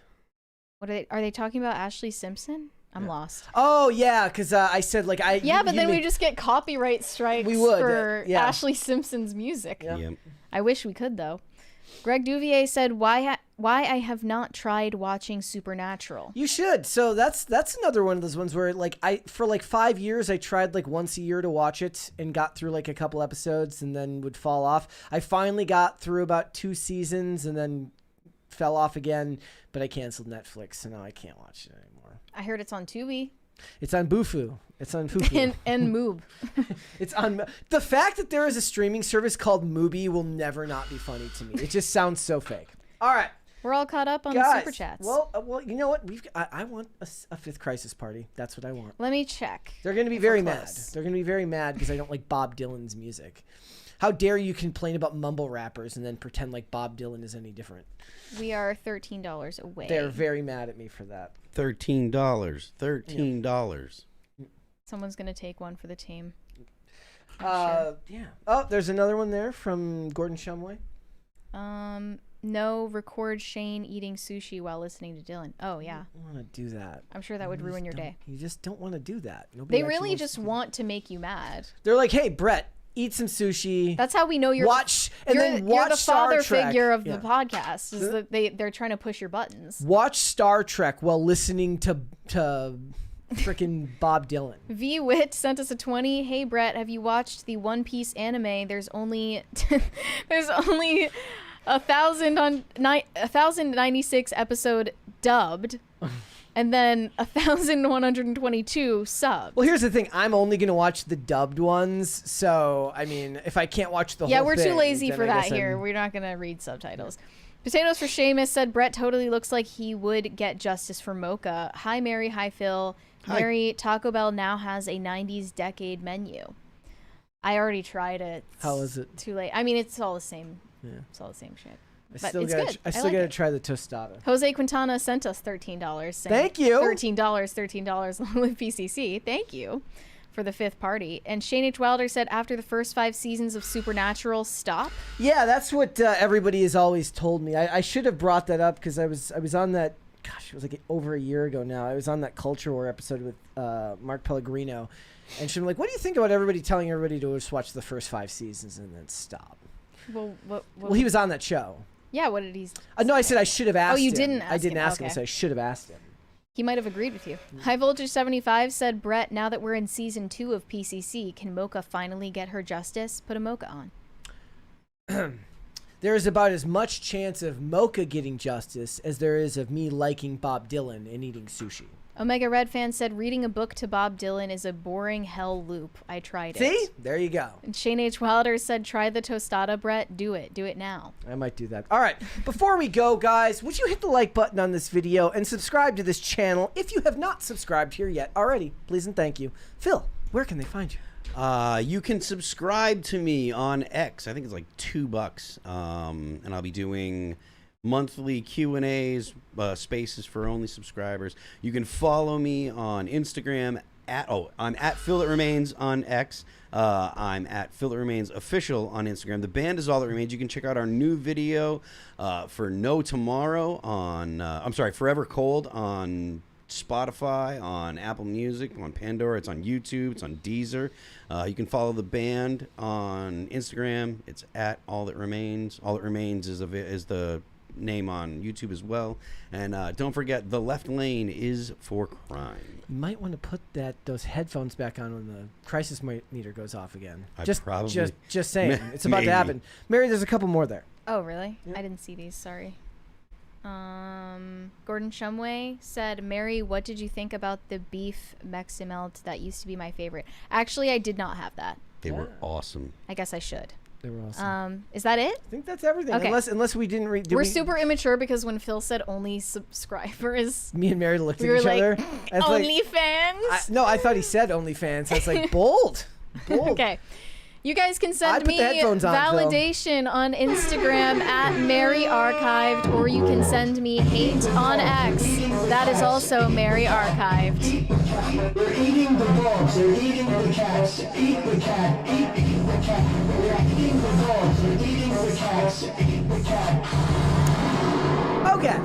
If you guys would like to follow me, I am on Instagram and Twix at Brett Dasovic on both of those platforms. This show is here 5 days a week, guys, Monday through Friday, 3 p.m. Eastern Standard Time. That is noon Pacific. We are on Amazon Music, Apple Podcasts, Pandora, and Spotify. If you would prefer to listen rather than watch this show, you can also rate and review on Apple Podcasts and Spotify, so go over there. It helps us out greatly. And if you want to follow the show on social media, we are on Twix at popculture_show, Facebook and not TikTok because we were banned on TikTok, at Pop Culture Crisis, and on Instagram at Pop Culture Crisis Pod. Guys, we will be back with another episode tomorrow. We'll see you then. Bye. Bye.